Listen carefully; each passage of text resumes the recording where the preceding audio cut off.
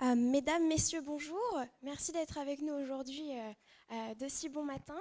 L'Institut national de l'histoire de l'art et le château de Fontainebleau sont heureux de vous recevoir à l'occasion de la 9e édition du Festival de l'histoire de l'art. La conférence de ce matin s'intitule «L'architecture des églises du XVIIIe siècle et leur renaissance au XIXe» en Norvège.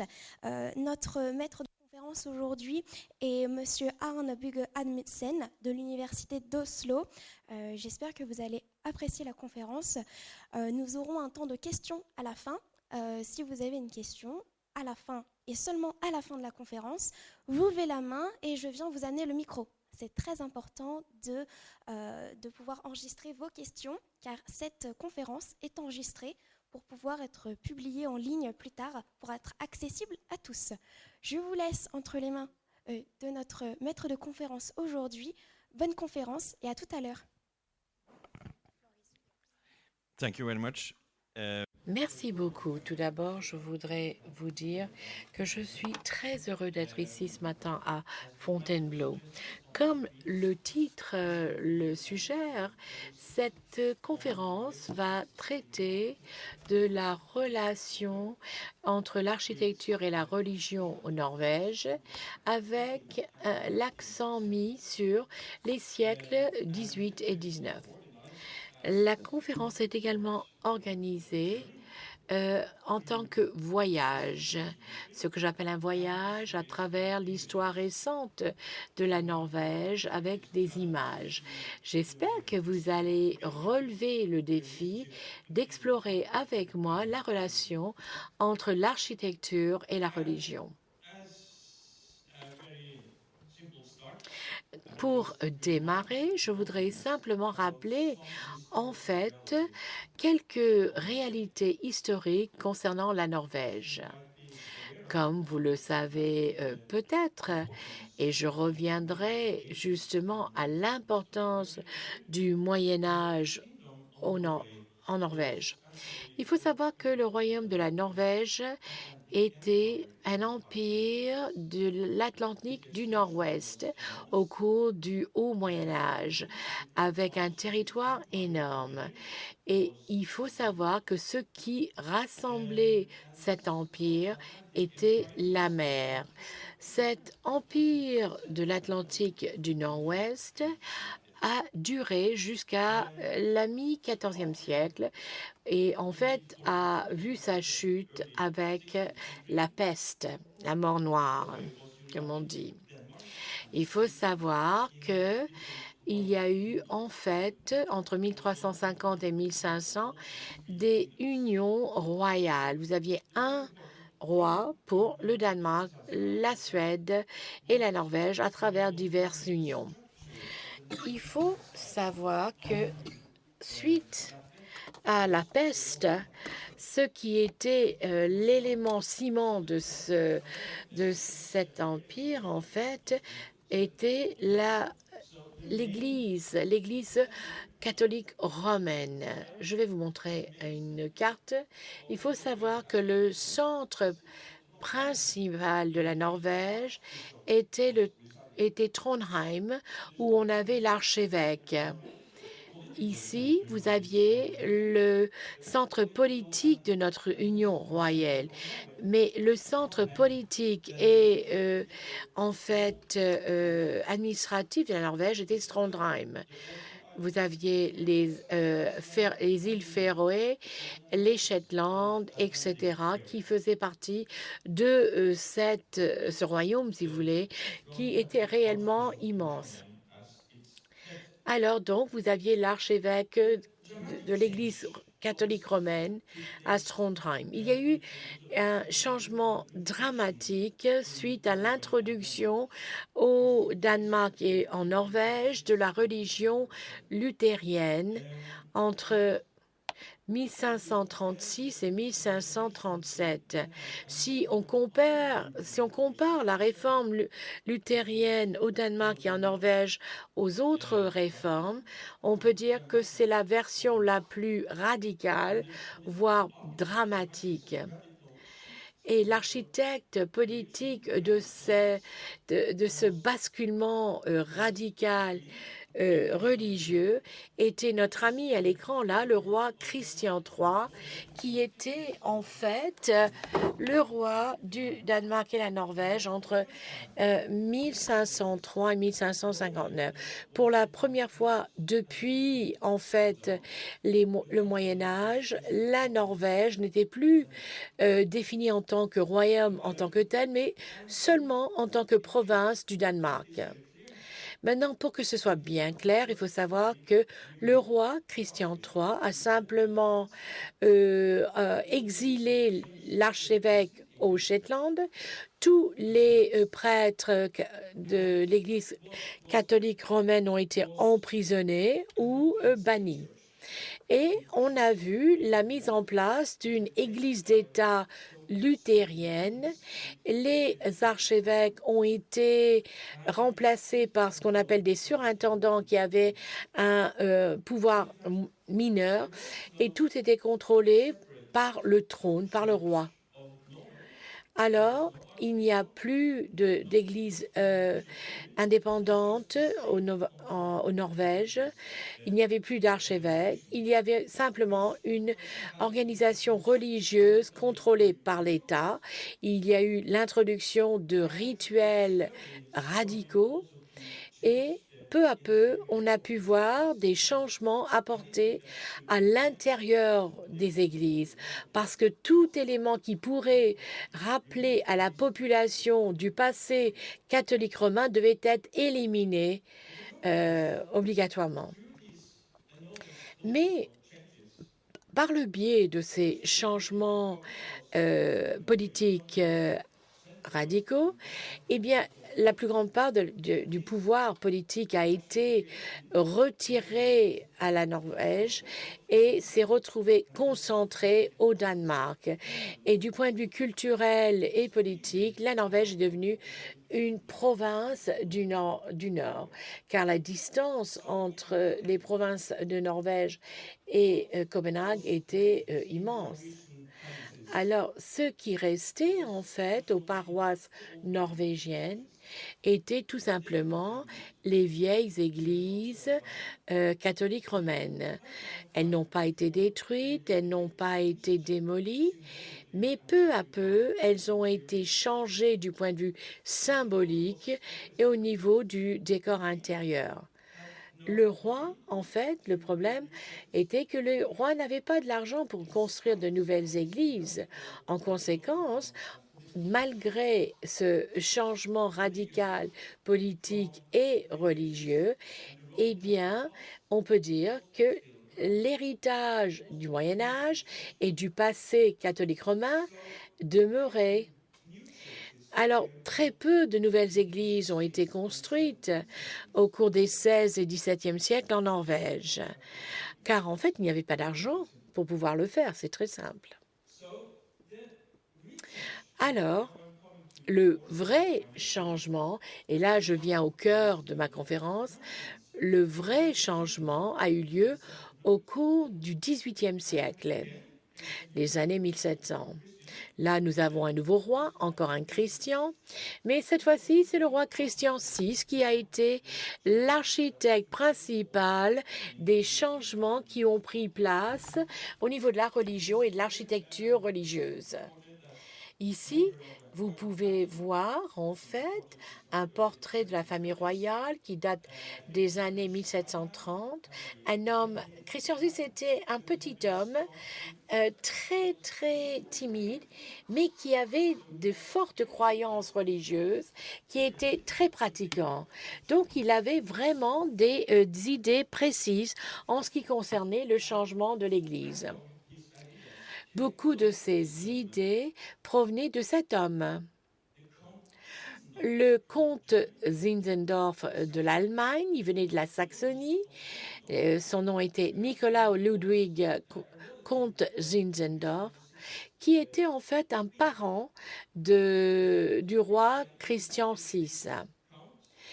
Le roi Christian VI a invité ce comte à venir à sa cour au cours du début des années 1730 et le comte Zinzendorf est très connu du point de vue historique parce qu'il avait créé l'église moravienne, une église radicale, très pieuse,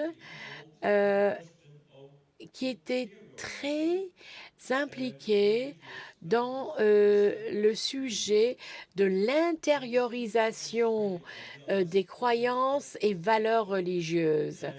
Ici, vous voyez le comte Zinzendorf qui montre comment il était inspiré par les pouvoirs divins et comment cette croyance religieuse lui a été imposée au cœur de lui-même.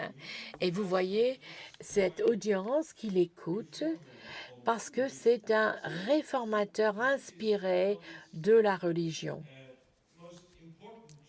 Là, en fait, c'est donc une des grandes sources d'inspiration du roi Christian VI en ce qui concerne ses réformes de l'Église. Ils avaient un dénominateur en commun entre l'orthodoxie traditionnelle luthérienne, la piété, et il y a aussi en fait la question d'apporter une nouvelle lumière aux individus, si vous voulez, d'enluminer leur cœur, leurs valeurs. Une des préoccupations principales de ces mouvements, idéologies, c'était en fait l'accent qui était mis sur la valeur de l'individu religieux. Et cela faisait partie du projet du comte Zinzendorf. En fait, l'individu religieux devait avoir la religion implantée en lui de façon symbolique. Et alors, étant donné qu'on se concentrait sur cet individu religieux, on pouvait en fait dire que l'élément principal de l'organisation de l'Église était justement la congrégation de tous ces individus religieux. Et en fait, on avait ici ce qu'on appelait l'ecclésiola, la petite église, comme épicentre de l'église. Alors, il cherchait à créer un épicentre de cette église au niveau local et national. Parce qu'il y avait ce nouveau groupe, cette ecclésiola, qui devait inspirer d'autres à faire comme eux. Ce qui a créé un nouveau défi pour l'architecture des églises. Comment, en fait, faire place aux croyants individuels tout en se concentrant en même temps à la grande congrégation qui, en fait, devait se retrouver à l'Église. Donc, on parle de deux cultures en une, unifiées dans une architecture. Cela crée un besoin d'une plus grande simplicité, une nouvelle simplicité au niveau de l'architecture de l'Église, tout en créant une complexité idéologique. Et je vais vous expliquer cela. Il faut également savoir qu'au début du XVIIIe siècle, et cet intérêt pour la piété et le moravianisme était vraiment quelque chose qui intriguait en fait au Danemark. Et en fait, ces changements venaient d'en haut. Vous savez que il y a en fait ceux qui allaient voir en fait ces nouvelles tendances qui allaient être développées dans ces nouvelles communautés. Il faut savoir que cet éclairage philosophique, mais éclairage également au niveau physique, c'est-à-dire qu'il fallait apporter davantage de lumière dans les églises également, au niveau physique. Si on regarde en fait les églises en Norvège, les églises d'État qui avaient survécu étaient très sombres, des intérieurs noirs, de petites fenêtres, peu d'éclairage en fait. Et c'était en fait des églises en pierre, froides, du Moyen Âge, je répète, peu de lumière, très sombre. Donc là, on a un changement radical. Si vous regardez cette église, par exemple, construite en 1738 à Elverum, dans le sud de la Norvège, c'est une église typique. Vous voyez des couleurs claires. Vous voyez que l'église, l'intérieur, est inondée de lumière. Et vous voyez que tout le monde se retrouve à la lumière du jour. On voit également, en fait, des éléments de style baroque, parce qu'on est encore au début du XVIIIe siècle. Et en fait, on voit l'utilisation de lumière, de carreaux, carrés. On voit très clairement où se trouve le prêtre lorsqu'il fait son sermon, en fait. Tout le monde peut le voir. Donc voilà un exemple typique d'une église piétiste du début du XVIIIe siècle et qui en fait est inspirée des idéaux du roi Christian VI. Et là, dans cette église, par exemple, à Tildal, pas loin de Strondheim, qui a été construite 3 ans auparavant, vous voyez en fait encore des éléments baroques. Vous voyez que en fait l'autel est assez baroque. Ici, vous voyez toute cette partie de l'église très éclairée. Vous voyez en fait un symbole énorme du roi Christian VI. C'est en fait le monographe du roi Christian, en fait, au niveau du plafond. C'est énorme. Et là, encore une fois, des détails de la même église. Donc vous avez cette association de lumière, de couleurs baroques, d'éléments baroques, ainsi que les symboles du roi régnant.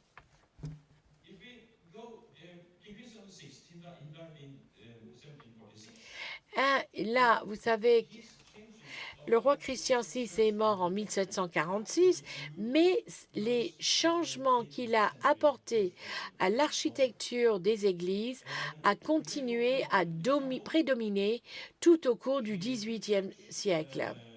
Autre exemple, ici vous avez une autre église à Kleibu. Et cette église est en fait un peu conçue comme une salle de lecture, énormément de lumière. Vous avez 2 étages. Vous voyez même, en fait, que le pupitre, en fait, est à côté de... en fait, la chaire de prêche est à côté de l'autel. Donc, la parole de Dieu vient d'au-dessus et vraiment là pour atteindre le cœur de chaque individu. Là encore, c'est très proche de cette idée d'éclairage de l'Église morave et des piétistes. Donc, des couleurs, de la lumière, un accès facile à la parole de Dieu. En fait, ma tentative vise à analyser l'architecture des églises du XVIIIe siècle. Il faut savoir que, en fait, dans la plupart de ces églises sont des salles pour de la méditation individuelle. Dans ces églises, vous avez en fait un lieu d'enseignement religieux. Personne ne pouvait éviter de écouter ce serment, entendre en fait les prêtres.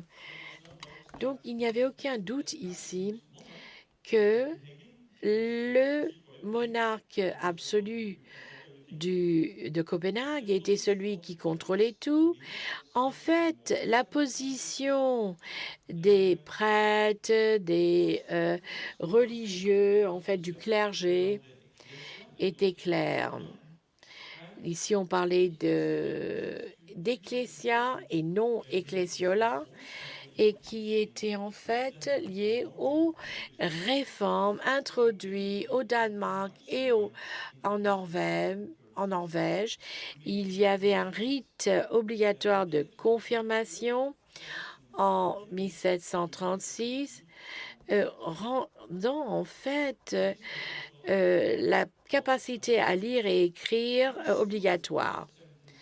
Et il y a eu ensuite une réforme des écoles en 1739 qui a rendu l'école obligatoire pour tous ceux entre 7 et 14 ans, parce qu'il fallait pouvoir lire et écrire afin d'atteindre cet éclairage voulu par la religion.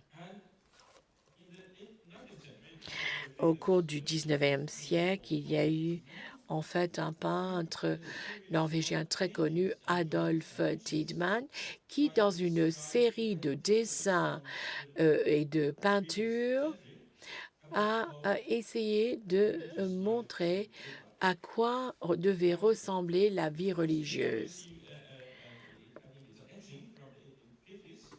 Ici, vous avez une lithographe des années 50 qui montre pas un prêtre, mais plutôt un enseignant qui utilise l'Église comme lieu d'enseignement.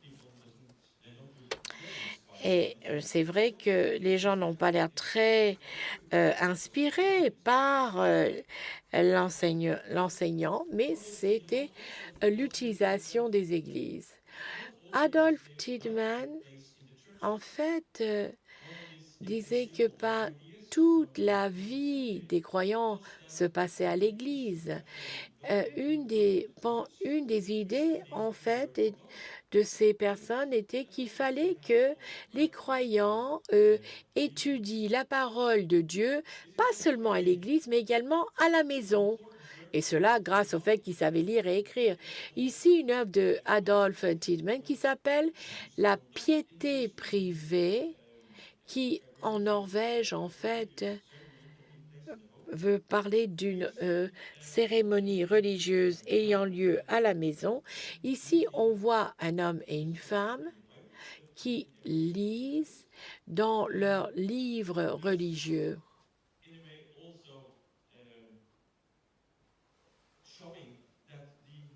Cela montre que les nouvelles idées du siècle précédent étaient vraiment absorbées par la culture. Alors, je quitte le 18e siècle avec cette image et je passe maintenant au 19e siècle. Parce que il faut savoir qu'en 1814, tout d'un coup, la Norvège, pour la première fois depuis le 15e siècle, est devenue un royaume indépendant. Et il faut savoir que lors des négociations, étant donné qu'à l'époque, le Danemark était allié à la France, il y avait des guerres en Europe, eh bien, les vainqueurs ont décidé de saisir la Norvège au Danemark et donner à la Suède pour compenser la perte de la Finlande en 1809.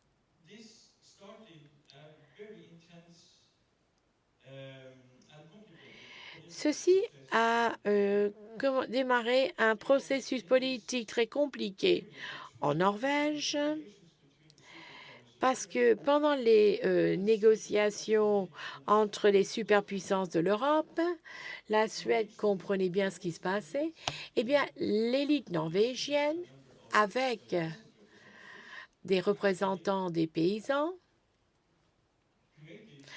ont créé en fait une assemblée constitutionnelle et en mai 1814, des représentants de la société norvégienne avaient élaboré et signé la constitution de cette nouvelle monarchie.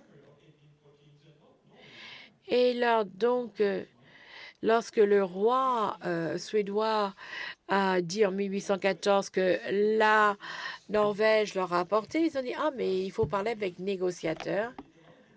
Et en disant qu'en fait, ils avaient élu un autre roi. Ils ne voulaient pas du roi suédois. Donc, entre mai et septembre 1814, la Norvège avait son propre roi, le roi Frédéric, mais la Suède n'a pas accepté cela. Donc, lors d'une petite guerre entre l'été et l'automne de 1814, il y a eu donc la conquête de la Norvège par la Suède. Mais ce qui est intéressant, c'est que le roi suédois a accepté la constitution norvégienne, a accepté que la Norvège ait son propre gouvernement, sa propre devise et aussi sa propre organisation étatique. Donc, ceci était très différent de la situation de la Norvège jusqu'à 1814, où la Norvège n'était en fait qu'une province du Danemark. L'union entre Norvège et Suède, c'était l'union de deux différents royaumes avec un roi suédois et partager la défense, en fait, et l'activité diplomatique. Donc, ce qui s'est passé, c'est que maintenant, en fait, la Norvège avait son propre ministre des Affaires ecclésiastiques. Et pour la première fois depuis le Moyen Âge, la Norvège pouvait organiser ses propres affaires ecclésiastiques. Et la nouvelle autorité norvégienne a commencé à réglementer les rituels de l'Église, l'architecture et les cimetières. Il faut savoir que là, pour la première fois, en fait, la Norvège était influencée par des mouvements piétistes qui revenaient et qui étaient très différents de ceux d'il y a un siècle. En 1845, le Parlement norvégien a promulgué une loi disant qu'on pouvait être citoyen sans être luthérien. Donc, en fait, en 1845, la Norvège avait la législation religieuse la plus libérale, ouvrant la porte aux catholiques romains, aux méthodistes, à toutes les différentes branches, donc, pouvaient venir en Norvège et établir des églises. Donc, en fait, au niveau religieux, c'était une question d'organiser les relations entre les différentes dénominations religieuses et décider de l'architecture. Il faut savoir que pour les politiques norvégiens et les académiciens norvégiens, il était important de créer ce qu'on appellerait aujourd'hui une identité nationale norvégienne sur les ruines du passé danois. Et donc, Donc, on peut voir cela au niveau esthétique, dans les différents domaines académiques, etc. Il y a eu de la recherche pour essayer de déterminer ce qui était historiquement, proprement norvégien. Et en conséquence, ça a été tout à fait naturel. Et c'est pour cela que je vous ai donné l'histoire moyenâgeuse de la Norvège. Il était tout à fait normal de revenir en arrière au Moyen Âge parce que c'était la période d'indépendance culturelle de la Norvège. Et c'est comme ça que, en fait, le passé catholique romain de la Norvège est devenu une des périodes les plus importantes du point de vue historique et du point de vue de la pensée. Ici, encore une fois, une œuvre de Adolf Tidman, un moment important de l'histoire religieuse de la Norvège. Ici, on voit la nouvelle situation avec ce nouveau mouvement piétiste et avec, en fait, Hans Nielsen, l'idéologue au centre, montrant comment, dans un foyer paysan, on voit en fait des rituels individuels. Si on compare cela à d'autres œuvres, on voit en fait des ressemblances. Ici, vous avez la lumière qui vient du haut, qui en fait venait du toit de l'église à l'époque. Ici, l'éclairage qui vient du haut. En fait, vous avez un laïc, en fait, qui travaille avec des femmes, des hommes, des vieillards et des jeunes pour les éclairer. Et je vais revenir sur la façon dont ces personnes ont organisé l'architecture. Mais j'aimerais revenir sur ce que j'ai dit, c'est-à-dire ce nouvel intérêt pour la Norvège, pour le Moyen Âge. Et j'aimerais revenir à Trondheim. J'aimerais vous rappeler que Trondheim, c'était le centre administratif et religieux en Norvège jusqu'à la Réforme. C'était la chaire de l'archevêché. Et pour les pays du Nord, ces régions du Nord, c'était vraiment très impressionnant. Il y avait une cathédrale médiévale extrêmement merveilleuse. Et donc, Trondheim et la cathédrale de Trondheim, en 1814, est devenue un symbole politique national. Il y a un paragraphe dans la constitution norvégienne en 1814 disant que les rois norvégiens doivent être couronnés dans cette église. Il n'y avait jamais eu de couronnement royal depuis les années 1500, mais cela faisait partie de la réflexion des personnes qui ont signé la Constitution. Et le premier couronnement qui a eu lieu là-bas, c'était en 1818 avec le roi Charles John, et jusqu'en 1905, tous les couronnements royaux avaient lieu dans cette cathédrale. En 1869, le Parlement norvégien a décidé, et c'était énorme à l'époque, ils ont lancé un projet énorme, c'était la restauration de la cathédrale de Trondheim. Et au cours du 19e siècle, la cathédrale de Trondheim a été établie comme étant un monument national extrêmement important en Norvège.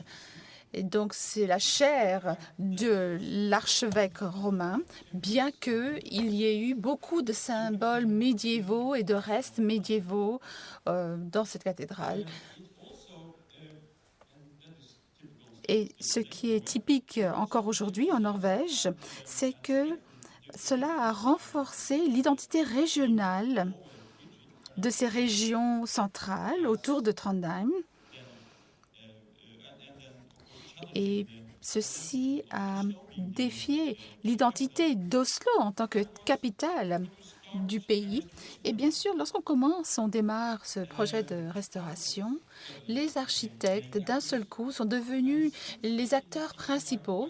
Et depuis 1869, et jusqu'à nos jours, encore aujourd'hui, je dirais, ce projet de restauration à Trondheim a été le sujet d'énormes conflits entre différents architectes, entre les architectes, les historiens, entre les architectes, les historiens et les théologiens, etc., etc.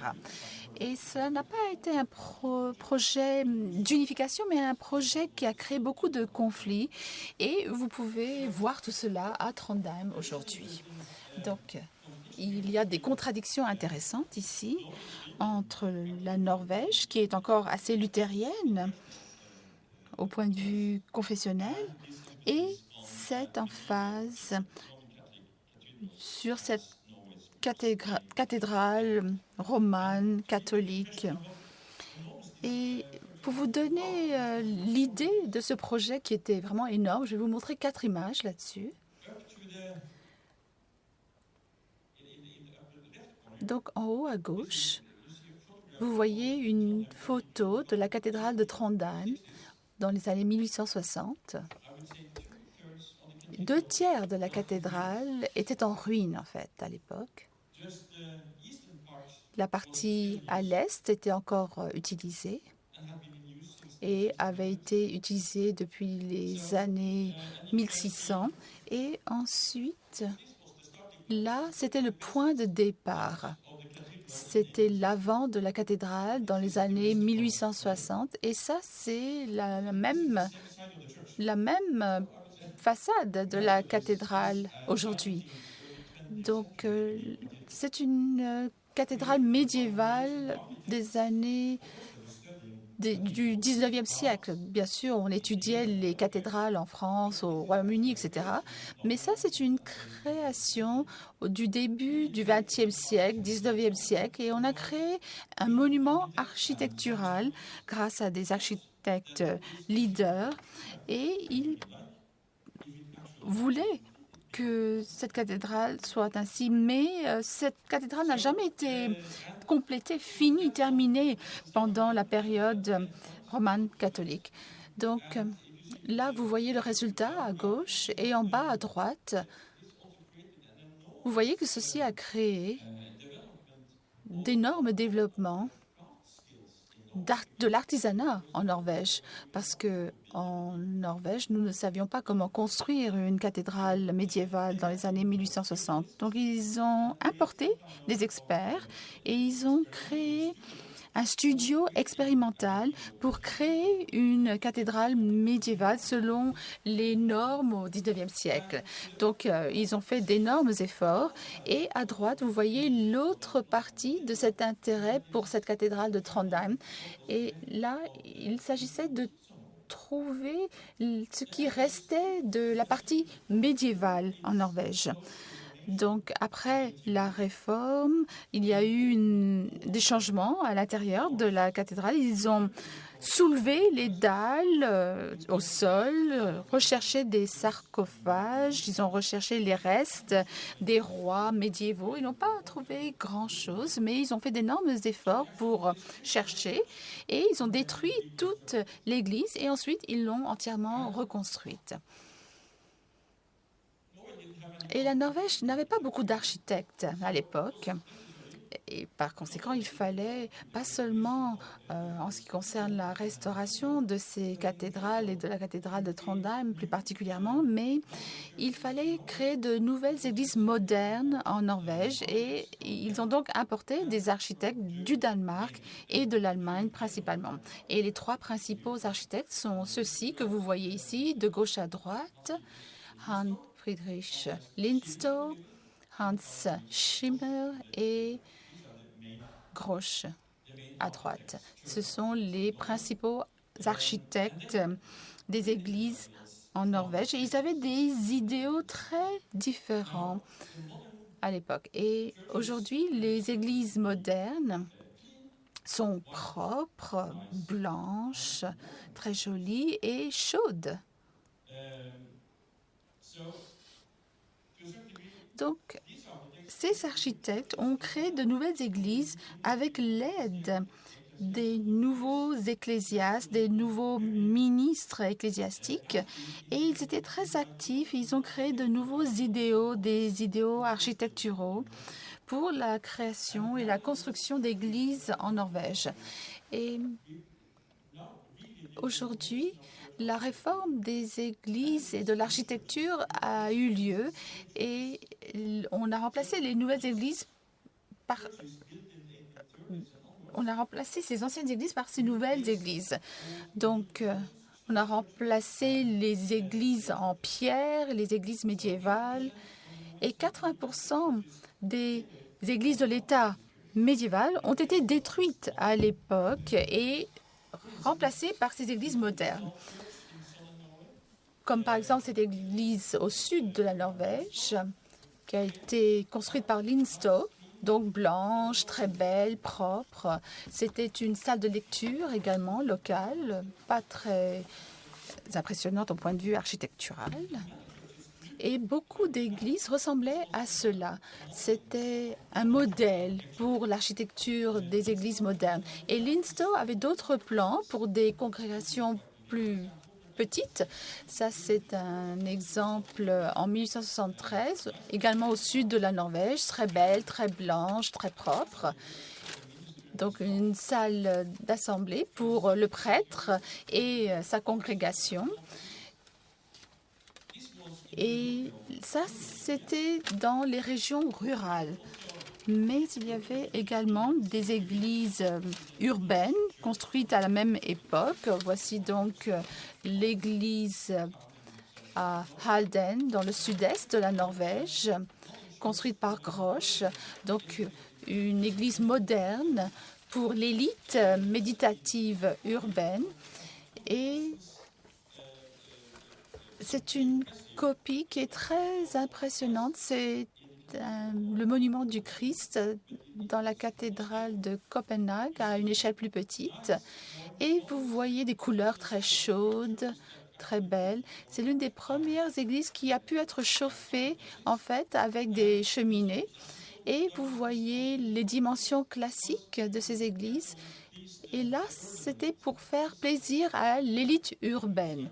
Ça, c'était les idéaux religieux à l'époque. Et Grosch a dessiné une église très intéressante à Kirkenes, pas très loin de la frontière entre la Norvège et la Russie. Ça, c'est l'église de Kirkenes en 1862.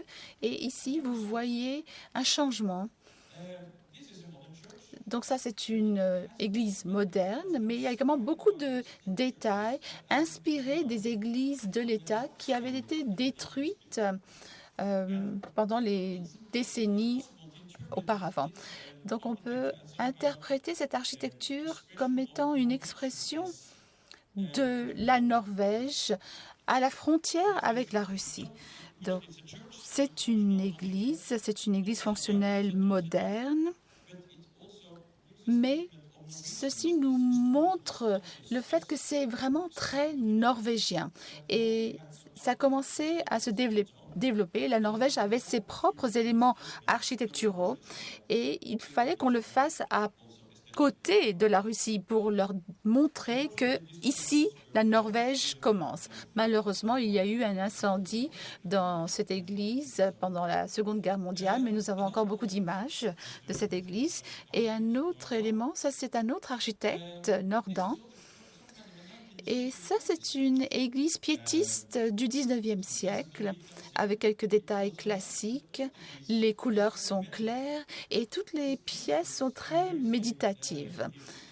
C'est Jésus qui embrasse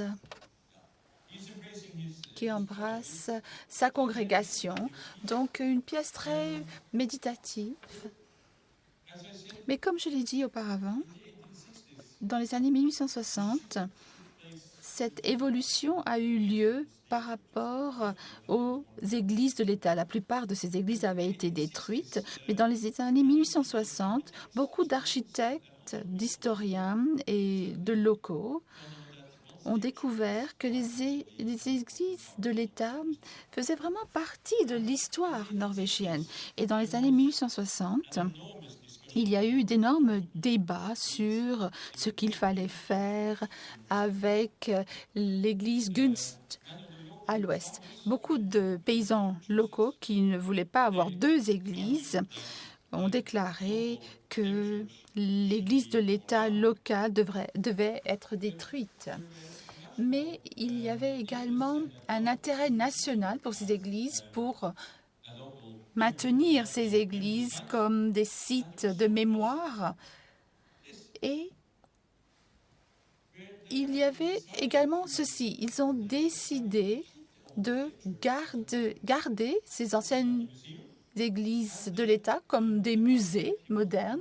Et l'architecte, qui était un architecte de cathédrale à Trondheim, Christian Christie, il a décidé de construire une autre église qui est devenue l'église de la congrégation, à quelques kilomètres de cela. Donc, ils ont gardé les deux églises côte à côte, l'ancienne et la nouvelle, avec des solutions architecturales très intéressantes. Donc, à gauche, vous voyez l'église de l'État, et à droite, ça, c'est l'intérieur de la nouvelle église en 1868, avec beaucoup d'éléments provenant de l'intérieur de l'église de l'État. Il y a beaucoup de références de l'intérieur de l'église de l'État.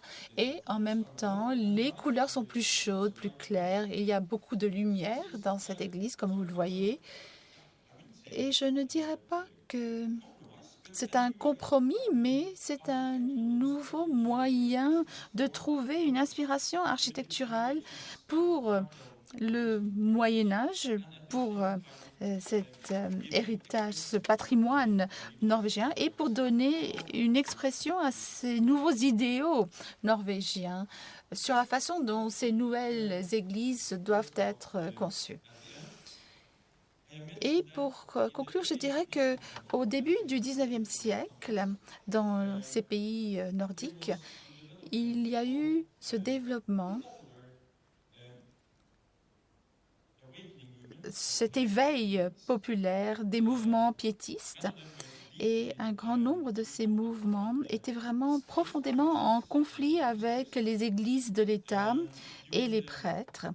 Et au cours du 19e siècle, un grand nombre de ces groupes piétistes se sont organisés sous forme d'organisations séparées. Ils ont créé leurs propres rituels qui étaient plus simples que les rituels dans les églises officielles. Ils ont vraiment souligné la simplicité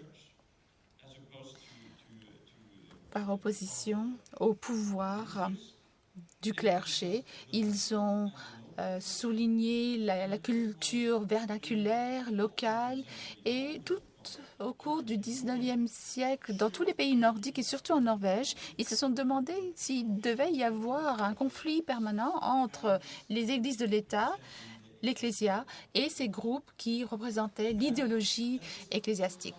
Et en ce qui concerne la solution en Norvège, il n'y a jamais eu de conflit total entre ces deux cultures. Il y a toujours eu une espèce de collaboration entre les deux. Et l'une des solutions, c'était de ne pas laisser tomber ces églises de l'État. Ils étaient encore membres de ces églises de l'État, mais en même temps, ils ont construit leurs propres églises. En fait, ce ne sont pas plus des églises, ce sont des salles de prière, des maisons de prière où les personnes pouvaient aller prier. Donc, ils ont construit ces maisons. C'était la maison de Bethléem, ici, vous voyez. Donc, c'est bien une maison religieuse à des fins religieuses. Et cela ressemblait à une maison privée ordinaire. Donc, celle-ci a été construite en 1875. Bethesda, dans le nord, en 1894. On dirait une maison commune de la fin du 19e siècle. Et à l'intérieur, vous voyez que en fait, c'était très, très simple, très épuré. Vous voyez la chaire ici. Et peu de choses qui vous rappellent les églises de l'État ou l'architecture des églises modernes telles qu'elles étaient conçues au 19e siècle. Et je dois dire que en Norvège, dans ces maisons de prière, il y avait, ils ont eu le même destin. Ils ont été détruits et ces organisations sont en fait en train de disparaître. Donc, ce patrimoine disparaît à l'heure actuelle et il y a beaucoup de projets en ce moment pour essayer de documenter et d'en savoir plus sur ces maisons. Quelques réflexions, ça c'est ma dernière diapositive et ensuite nous aurons un peu de temps pour des questions. Je pense que je ne suis pas un historien de l'art, je ne suis pas un architecte, je suis juste historien et j'essaie d'aborder ces images et ces processus. Pour moi, l'architecture, c'est un contexte, un symbole pour les changements historiques. L'architecture, dans ce cas, l'architecture des églises, c'est une source très intéressante pour comprendre les relations de pouvoir et pour comprendre les conflits derrière ces expressions architecturales. Et je pense que j'ai raison quand je dis que l'architecture des églises, ils ont exprimé de nouveaux idéaux religieux. Cela m'a fasciné en tant qu'historien de voir l'étendue du fait qu'une église luthérienne pouvait vraiment être changée à cause des différences idéologiques. Et dans ces bâtiments, l'expression architecturale est telle au cours de tous ces siècles que je ne dirais pas qu'il y avait un conflit, mais il y avait une tension entre les besoins collectifs et individuels et dans leur expression. Là, vous avez une architecture qui représente le modernisme, mais au cours du XIXe siècle, l'architecture a également exprimé un intérêt pour exprimer le conservatisme, pour maintenir les éléments historiques qui, sinon, auraient disparu. Et le dernier point ici, c'est que pour pouvoir créer, par exemple, au Moyen Âge, cette cathédrale de Trondheim ou ces églises médiévales étatiques, pour créer ces symboles nationaux, il était nécessaire de les neutraliser, historiquement parlant, parce qu'il était évident pour tous que ce n'étaient pas des expressions de la culture de l'État luthérien. Et les interprètes principaux de ces expressions du patrimoine, les architectes, les historiens, par conséquent, ce sont eux qui l'ont déclaré et pas les prêtres. Donc, il a fallu les neutraliser et ensuite on les a transformés en symboles nationaux. Merci.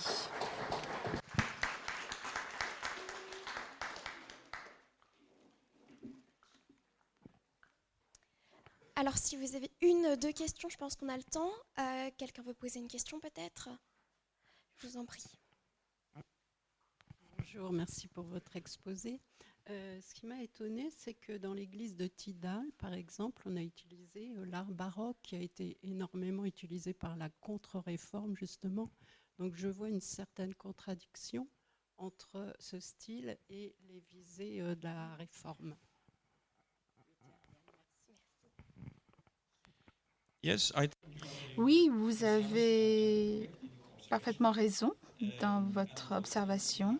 Et dans beaucoup d'églises norvégiennes, au cours du siècle précédent, c'est-à-dire au XVIIe siècle, le style baroque est devenu assez moderne. Donc le cas de Tildal est un exemple de la façon dont on peut construire une nouvelle église, mais à cause du manque de moyens, il fallait prendre des éléments des anciennes églises, parce qu'il y avait une église à Tilda avant ce siècle. Donc là, c'était une expression de la pauvreté, mais ça a été mis dans un nouveau contexte. Et ce n'était pas un symbole de la contre-réforme, ça aurait pu être un rappel du siècle précédent, mais dans le cas de Tilda, c'était un nouveau contexte. Et il est devenu moderne au cours du XVIIIe siècle.